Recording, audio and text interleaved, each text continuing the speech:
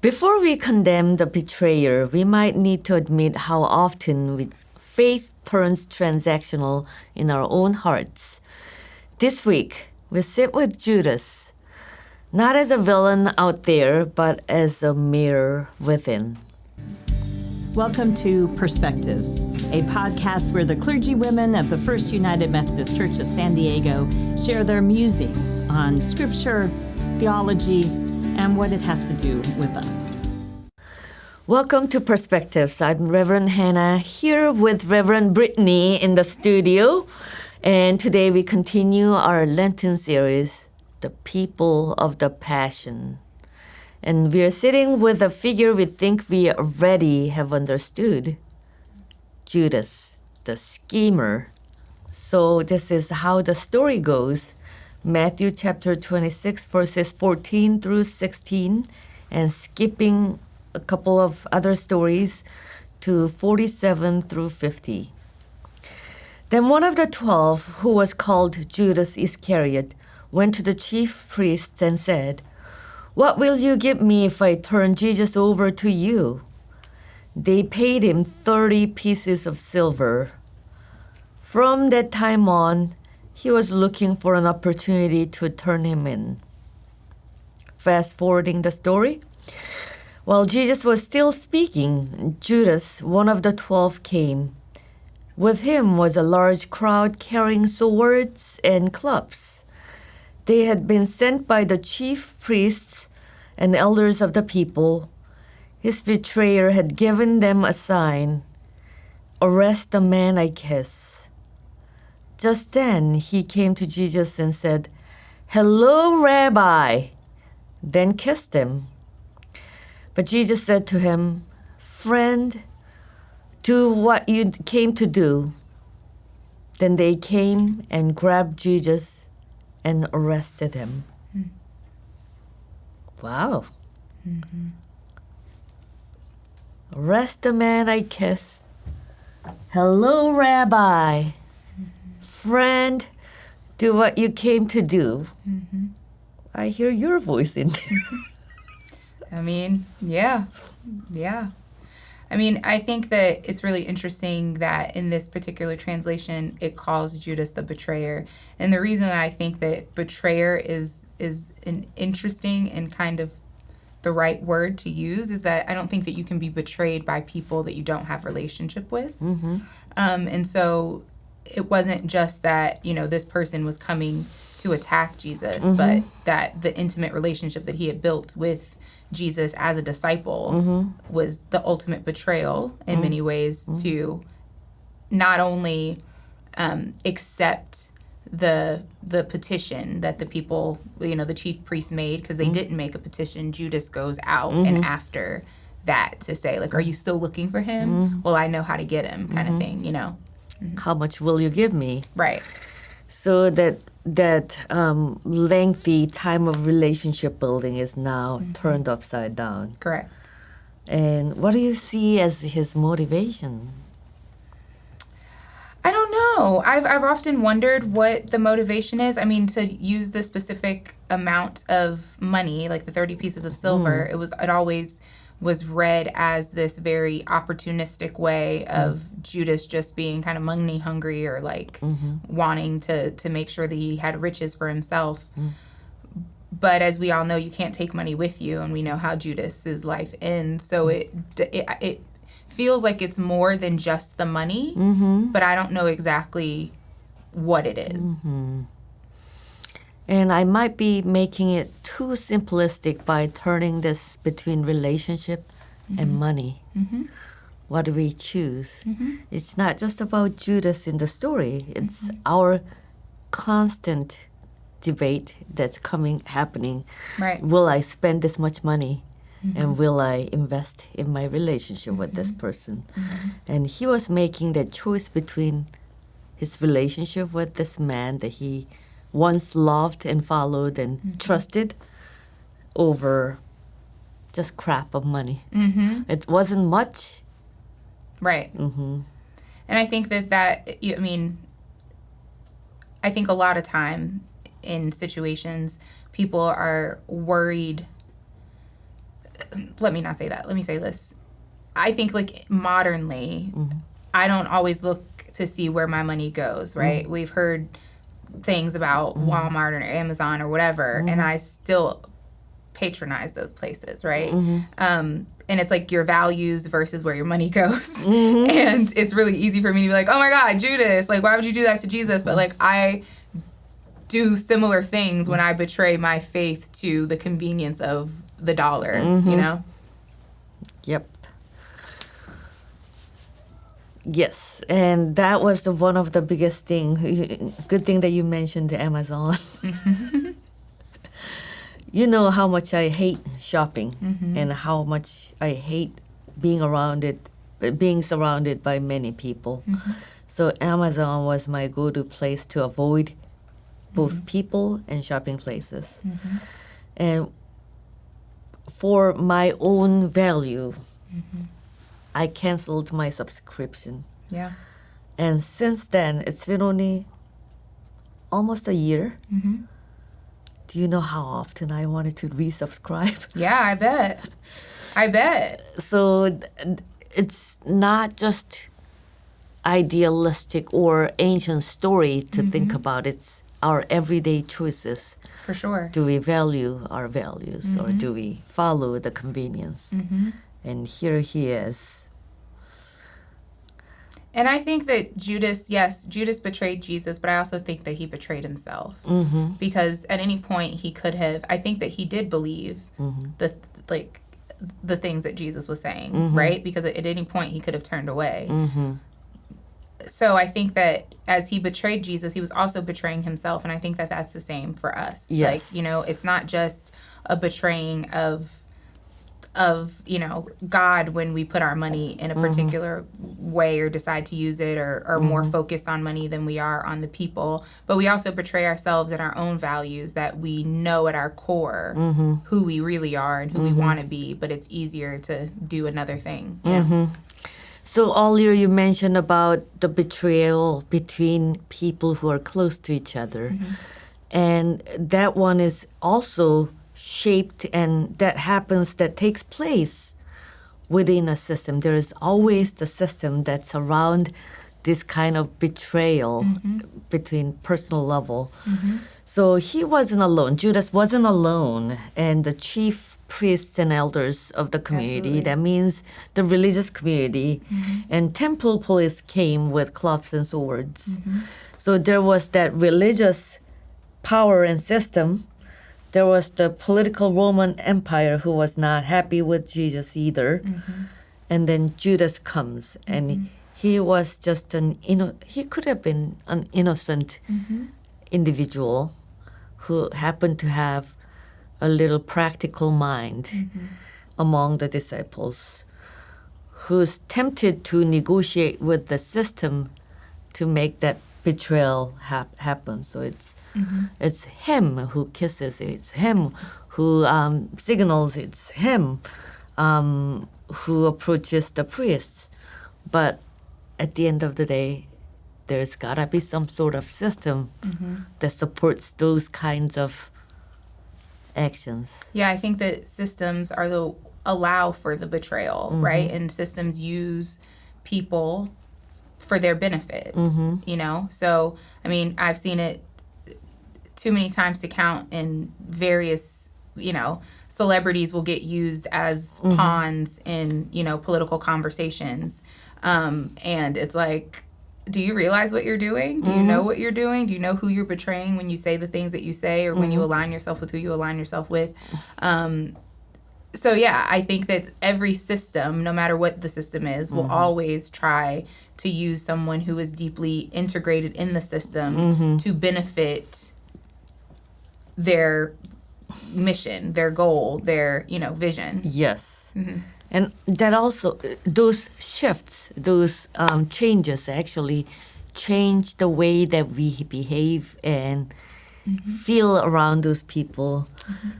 You, having gone through the seminary education, you must have noticed the shifts in their language around the Lord and Rabbi. And also like Jesus calling him Judas. Let me read it again. It's fun. Arrest the man I kiss. It's insane that we have the words arrest and kiss in one sentence. And then, hello, Rabbi. Then he kissed him. Friend, do what you came to do. Do you notice anything here? Well, yeah, the commentaries that I read said something about, they didn't call Jesus Rabbi. They called him Lord. The disciples did, right? And I also thought it was interesting that Judas says, arrest the man I kissed, as though the chief priests and the scribes knew who Jesus was. They'd asked him 1,002 questions. So they really didn't need this specific, they knew who Jesus was, you know what I mean? And so that was very interesting. And Jesus also Jesus usually calls the disciples by name, right? He usually, that's one of the things that we love about Jesus, is that when he calls them to the shore, when he calls them to follow him, Jesus calls them by name. But he calls Judas friend as though he doesn't know him, as though he knows that there's an emotional distance. I know sometimes in as a pastor, you see a lot of different people, and it stresses me out sometimes when I can't remember someone's name, and then I'm just like, I know I've seen them before, but I can't remember their name. So it's just a greeting as opposed to, oh, hi, Sarah, really nice to see you. You know what I mean? It's usually, oh my goodness, it's so good to see you. Yes. Because sometimes I just don't have the name at the tip of my tongue. So for Jesus to say friend as opposed to Judas, knowing that he knew who Judas was, is a bit of an emotional distance, I think. Yes, and I wondered if it was Jesus' strategic distance to protect himself from being hurt by this absurd use of kiss. Right. So I could have just fine remembering your name, but decided to call you, hi friend, instead of Brittany. Honestly, once in a blue moon, I do sort of distancing that way. When I know someone is not being fully trustworthy with me and do all the different kind of crazy stuff behind my back and comes to hug me, and I give myself a big handshake, keeping the distance. So that kind of distancing is happening mutually here. Yeah. In this stressful moment. And how easy is it for us to portray Judas as a schemer and betrayer without seeing the mutual distancing happening here? Yeah, absolutely.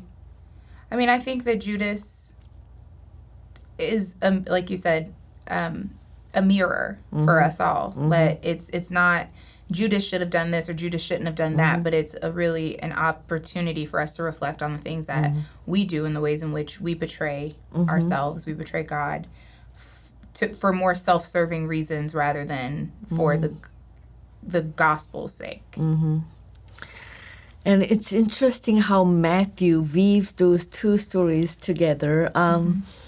Right before this story came, we hear the story of this unnamed woman pouring a jar of expensive perfume on Jesus' head. And that's juxtaposed with this story, one who is pouring out and the other one is retracting. And both of whom were close, but we don't know the name of this person who is pouring out, but we know the name of this man, poor Judas, for that one choice in life. He's remembered forever. Anyway, so what do you think about that? Well, I think that, this woman did not know Jesus personally, right? She was not a disciple of Jesus like Judas was. And I think that oftentimes, Jesus says it himself, a prophet is not without honor, right? Except for in his own hometown. And so I think that sometimes the people that are closest to you don't always see the good thing in you in the ways that other people sometimes get a glimpse and they're intrigued by it, So I think, the juxtaposition is interesting. And I think, again, Judas couldn't betray Jesus if he was not close to him. Otherwise, he would have just been a part of the crowd, right? But the reason that it was a betrayal is because of the relationship. Yeah. And it just triggered me to think about, is there something about being close to someone and feeling betrayed by it, by the relationship? Or, I'm not making sense right now, but, the relationship between unmet expectations and change of actions. So do you have any experiences of unmet expectations that actually turned your actions to the other direction? I think, I've had many unmet expectations in many different ways.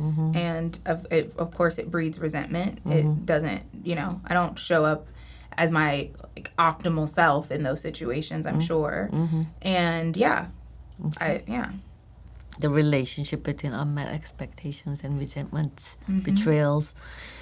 But then wouldn't that be not just the issue of Judas, but part of our human nature? For sure. I think each of the disciples represent a part of us. I think Jesus represents a part of us. It's all of it. I think that the Gospels and the Scriptures in their totality are supposed to be a mirror for us in all ways.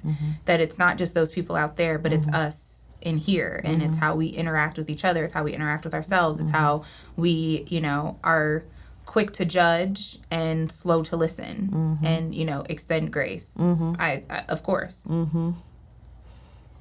Yep. Tendency to calculate, justify our small compromises, and trying to make our stories less flawed, but highlights others' flaws. And So like Judas, like you said, Judas didn't do any of these things on his own. He was a part of the system, that created it. And so when we look, I just feel like in general, the crowd just never gets the full, Easter, Lenten season, particularly Easter, Maundy Thursday, Good Friday. We talk about Judas, we dog Judas out, bad. We talk about how Peter denied him, real bad. But we never take a moment to really think about the crowd and the systems and the Pharisees and the scribes and the religious leaders who in the Roman Empire, we don't ever really, I think, look at it in its totality. But it's really easy to call out Judas without looking at the entire system from which Judas was created. So it would be interesting if we in this Lenten season, instead of reading someone else's story, but reading the stories from their own perspectives and sitting in their, putting their shoes on and sitting in their chairs and look into ourselves, which is the whole point about Lenten journey. Yeah. And asks multiple questions about ourselves, facing ourselves, and journey with Christ in this Lenten season. Yeah. Wouldn't that be nice? Wouldn't that be nice? At the end of the day, Judas he betrayed Jesus, yes. Like I said, I think he betrayed himself as well. He also betrayed his friends who he had walked and journeyed with for so long. And even still, Jesus knew that Judas would do those things, and he was still invited to the table. That to me is the good news for everything about it, because without the extension of grace that Jesus gives us, there's no point, Yes, Judas made a huge mistake, or Judas, turned down the wrong path. But Christ still invited him to the table of Yes, grace yes. and mercy and fullness and love, and that was extended to him. And so for me, it gives me hope that I don't have to hide away in shame when I have betrayed, that I am still welcome at Christ's table. And what I can do now, as opposed to try to defend those decisions, is to repent from it and turn around and do something different. Yes, yes. And I wondered if that was the whole rationale of Matthew in putting the story of this woman pouring out this expensive oil and the story of Judas. And in between the story of Judas, there is this Last Supper where Jesus extends the grace to everyone, including the one who is going to betray him and deny him. And back to the story of betrayal. So it's a good story to sit with for Lent. It is a good story to sit with. We don't really get to talk about Judas other than Maundy Thursday, and I think that Judas opens us up, like I just said, to who we are and the ways in which we're not perfect, but the table of grace is always open to us, regardless. And that's the depth of God's love for us, that even in those moments when we betray God or when we deny God, when we ignore God, when we're angry with God, when we're resentful with God, that we are still invited to the table. I hope we find those grace along the way. I hope so too. Well, it was an interesting conversation to think about Judas. I wasn't super hyped because I see myself in Judas. I saw myself in Judas a lot. So yeah, Judas has a lot to teach us all, I think. Thanks for being the intriguing conversation partner. You're welcome. Thank you, Reverend Hannah. We have a couple questions, or a few rather, that we'd like you to ponder. You can talk about those questions reflectively with yourself, or you could have conversations with those around you. The first question is, where have I reduced devotion to transaction?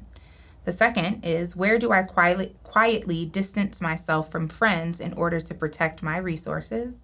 And third, what expectations do we need to shift or let go of to follow Jesus? We hope that you'll spend some time reflecting on those questions. And if you would like to let us know some of your thoughts, feel free to send us an email. Until next time, bye. This is a production of First United Methodist Church of San Diego. To learn more about our events and ministries and to access additional learning resources, visit fumcsd.org.